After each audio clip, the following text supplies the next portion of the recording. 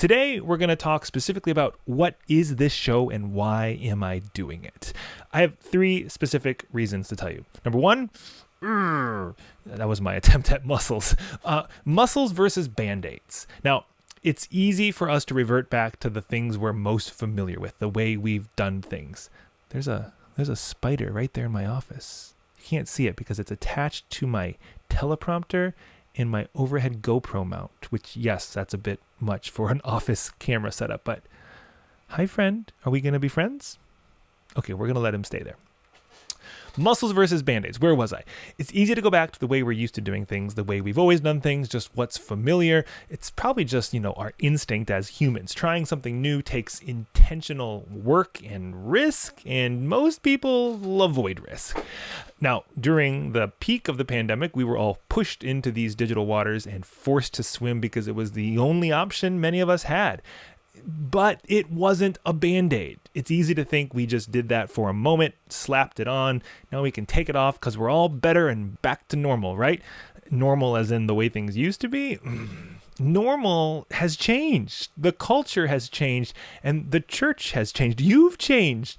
These past years of digital ministry that we've all been swimming in have not been a Band-Aid to just get by.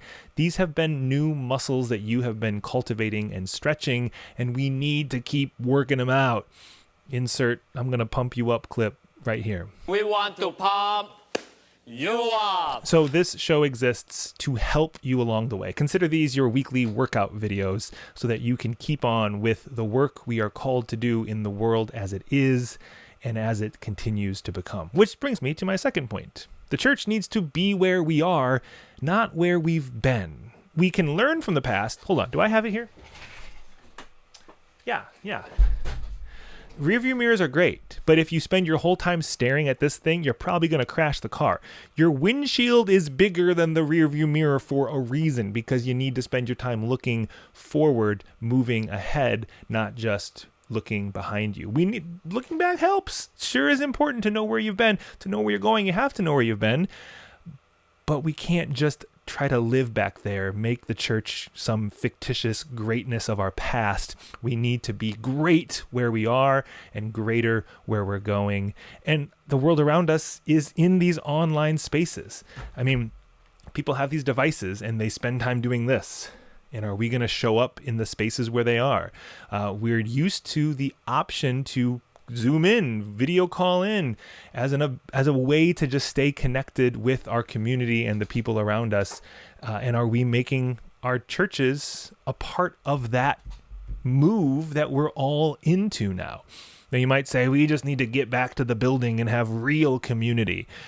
Now, not to say that one is better than the other. It's just different types of community. And let's be honest, being in the building, people can still feel isolated and alone, especially those who aren't able to get to the building. Then they feel even more isolated.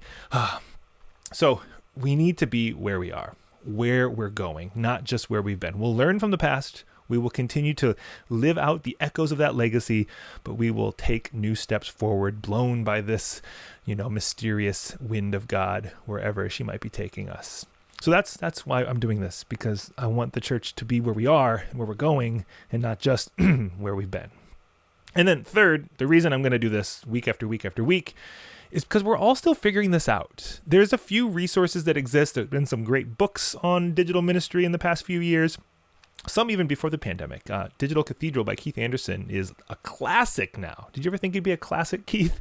But there's so many great resources. Jason Moore has a book called Both And. Dave Adamson has a book called Metachurch. Ryan Panzer has, I think, a couple books on digital ministry out now. Great stuff. Brandon Robertson has a collection of essays he assembled. There's some really, really good resources. But for the most part, we're just all figuring this out. We're throwing spaghetti against the wall to see what sticks. And so I want to invite us all to just splash around together and see where we might end up. That was mixed metaphors of cooking and swimming. You okay with that?